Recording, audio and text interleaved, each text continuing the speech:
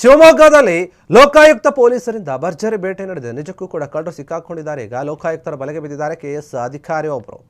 ಭ್ರಷ್ಟರು ಎಲ್ಲ ಕಡೆ ಜಾಸ್ತಿ ಆಗ್ತಾ ಇದ್ದಾರೆ. ಲೋಕಾಯುಕ್ತ ದಾಳಿಗಳು ಈಗ ದೊಡ್ಡ ಮಟ್ಟದಲ್ಲಿ ನಡೀತಾ ಇದೆ. ಎಲ್ಲ ಕಡೆ ಲೋಕಾಯುಕ್ತರು ದಾಳಿಯನ್ನು ನಡೆಸ್ತಾ ಇದ್ದಾರೆ.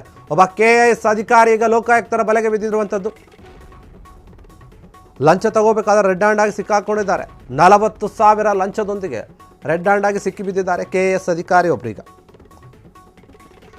ರಾಷ್ಟ್ರೀಯ ಹೆದ್ದಾರಿ 206 ಏನಿದೆ ಅದರ ವಿಶೇಷತೆ ಭೂ ಸ್ವಾಧೀನದ ಅಧಿಕಾರವನ್ನು ಇವರು ಕೇಳ್ತಾ ಇದ್ರು. ಅಧಿಕಾರದ ಪರ ಲಂಚ ಸ್ವೀಕರಿಸಿದ್ರು. ಗ್ರಾಮದ ಸಹಾಯಕ ರಾಜೇಶ್ ಕೂಡ ವಶಕ್ಕೆ ಪಡೆದುಕೊಂಡಿದ್ದಾರೆ. ಈಗ ಕಚೇರಿ ಬಳಿಯ ಕಾರಿನ ಬಾಡಿಗೆಗೆ ಹಣವನ್ನು ಬಿಡುಗಡೆ ಮಾಡಲು ಲಂಚವನ್ನು ಡಿಮ್ಯಾಂಡ್ ಮಾಡಿರ್ತಾರಂತೆ. ಅವರು 40,000 ಹಣಕ್ಕೆ ಬೇಡಿಕೆ ಇಟ್ಟಿರ್ತಾರೆ ಈ ಕೆಎಸ್ ಅಧಿಕಾರಿ ಸಿದ್ದಲಿಂಗಾರೆಡ್ಡಿ. ಕಳೆದ ನವೆಂಬರ್ನಿಂದ ಬಾಕಿ ಇದ್ದಂತಹ ಬಾಡಿಗೆ ನೀಡೋಕೆ ಹಣಕ್ಕಾಗಿ ಪೀಡಿಸ್ತಾ ಇರ್ತಾರೆ ಇವರು.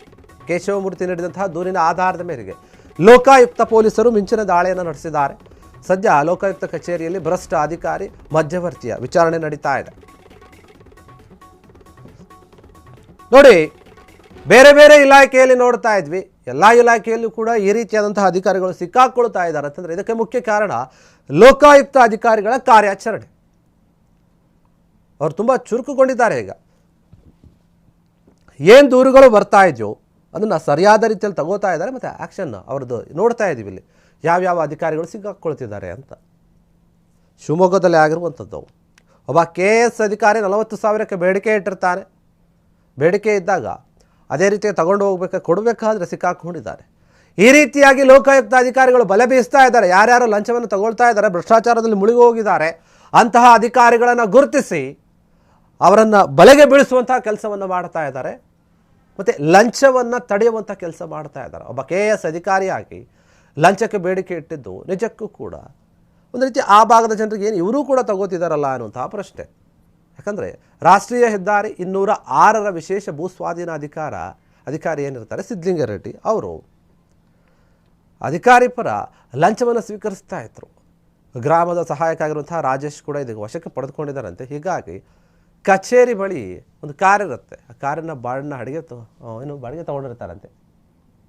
ಆ ಬಿಡುಗಡೆ ಅಂದರೆ ಬಾಡಿಗೆ ಹಣವನ್ನು ಕೊಡಬೇಕಲ್ಲ ಆ ಕಾರದು, ಅದಕ್ಕೆ ಕೇಳ್ತಾರೆ ಲಂಚವನ್ನು. 40,000 ಕೊಡು, ಹಾಗಾದರೆ ಕೊಡ್ತೀವಿ ನಿಮಗೆ, ಇಲ್ಲಾಂದರೆ ಇಲ್ಲ ಅಂತ ಹೇಳಿ ಸಿದ್ದಲಿಂಗಾರೆಡ್ಡಿ ಕೆಎಸ್ ಅಧಿಕಾರಿ ಅಂತ ಹೇಳ್ತಾ ಇದ್ದಾರೆ. ಕಳೆದ ನವೆಂಬರ್ನಿಂದ ಬಾಕಿ ಇರುತ್ತೆ ಬಾಡಿಗೆ, ಅದನ್ನು ಕೊಡಬೇಕು, ಹಣ ಕೊಡಲೇಬೇಕಂತ ಪದೇ ಪದೇ ಕೇಳ್ತಾ ಇರ್ತಾರೆ. ಇನ್ನು ಇದಕ್ಕೆ ಸಂಬಂಧಪಟ್ಟ ಹಾಗೆ ಕೇಶವಮೂರ್ತಿ ಎನ್ನುವಂಥವ್ರು ಹೋಗಿ ಕಂಪ್ಲೇಂಟ್ ಕೊಟ್ಟಿರ್ತಾರೆ ಲೋಕಾಯುಕ್ತ ಪೊಲೀಸರಿಗೆ. ಈ ರೀತಿಯಾಗಿ ಆಗ್ತಾ ಇದೆ, ಈ ರೀತಿಯಾಗಿ ನಮಗೆ ಲಂಚವನ್ನು ಕೇಳ್ತಾ ಇದ್ದಾರೆ, ಇದ್ರ ಬಗ್ಗೆ ನೀವು ಗಮನ ಹರಿಸಿ ಅಂತ ಹೇಳಿ ಕಂಪ್ಲೇಂಟ್ ಕೊಟ್ಟಿರ್ತಾರೆ. ಈ ವಿಚಾರವನ್ನು ಗಂಭೀರವಾಗಿ ತಗೊಂಡಂತಹ ಲೋಕಾಯುಕ್ತ ಪೊಲೀಸರು ಆಯಿತು ಅಂತ ಹೇಳಿ ಬಂದು ಆ ಕೆಎಸ್ ಅಧಿಕಾರಿಯನ್ನು ಬಲೆಗೆ ಬೀಳಿಸ್ಕೊಂಡಿದ್ದಾರೆ. ಸದ್ಯ ಈಗ ಲೋಕಾಯುಕ್ತರ ಕಚೇರಿಯಲ್ಲಿ ಈ ಭ್ರಷ್ಟ ಅಧಿಕಾರಿ ಮತ್ತು ಮಧ್ಯವರ್ತಿ ಏನಿದ್ದಾರೆ ಇಬ್ಬರು ಕೂಡ ಸಿಕ್ಕಾಕೊಂಡಿದ್ದಾರೆ, ಅಲ್ಲೇ ಇದ್ದಾರೆ. ಅವರ ವಿಚಾರಣೆ ನಡೀತಾ ಇದೆ.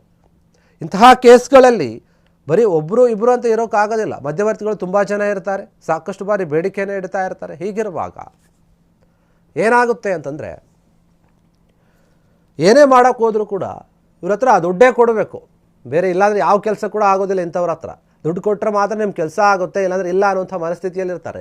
ಶಿವಮೊಗ್ಗದಲ್ಲಿ ಇಂತಹ ಅಧಿಕಾರಿ ಈಗ ಸಿಕ್ಕಾಕೊಂಡಿದ್ದಾರೆ. ಬೇರೆ ಬೇರೆ ಕಡೆ ತುಂಬ ಜನ ಇದ್ದಾರೆ, ನಾವು ನೋಡಿದ್ದೀವಿ.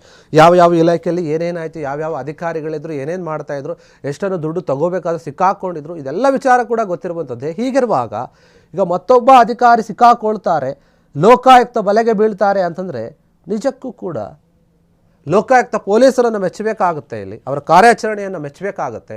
ದೂರು ಕೊಟ್ಟ ನಂತರ ಸುಮ್ಮನೆ ಕೂರಲಿಲ್ಲ. ಅವರನ್ನು ಹೆಂಗೆ ಬಲೆಗೆ ಬೀಳಿಸ್ಬೇಕಂತ ಹೇಳಿ ಯೋಚನೆ ಮಾಡಿದರು. ಆ ಯೋಚನೆಯನ್ನು ಮಾಡಿ ಅವರನ್ನು ಹೀಗೆ ಹಿಡಿದಿದ್ದಾರೆ ಕೂಡ.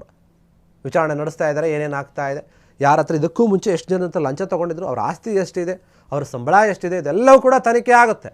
ಭ್ರಷ್ಟಾಚಾರದಲ್ಲಿ ಮುಳುಗಿದಾಗ ಅವರ ಸಂಬಳಕ್ಕಿಂತ ಗಿಂಬಳವೇ ಜಾಸ್ತಿ ಇದ್ದಾಗ ಅದರಿಂದ ಸಾಕಷ್ಟು ಆಸ್ತಿಯನ್ನು ಮಾಡಿರ್ತಾರೆ. ಹೀಗಾಗಿ ಅದರ ಬಗ್ಗೆ ಕೂಡ ವಿಚಾರಣೆ ನಡೆಸ್ತಾ ಇದ್ದಾರೆ ಪೊಲೀಸರಿಗೆ. ಕ್ಷಣ ಕ್ಷಣದ ಸುದ್ದಿಗಳಿಗಾಗಿ ಫ್ರೀಡಂ ಟಿವಿ ಸಬ್ಸ್ಕ್ರೈಬ್ ಮಾಡಿ, ಲೈಕ್ ಮಾಡಿ ಹಾಗೂ ಫಾಲೋ ಮಾಡಿ. ಹೊಸ ಸುದ್ದಿಗಳ ನೋಟಿಫಿಕೇಶನ್ಗಾಗಿ ಬೆಲ್ ಐಕಾನ್ ಮೇಲೆ ಕ್ಲಿಕ್ ಮಾಡಿ.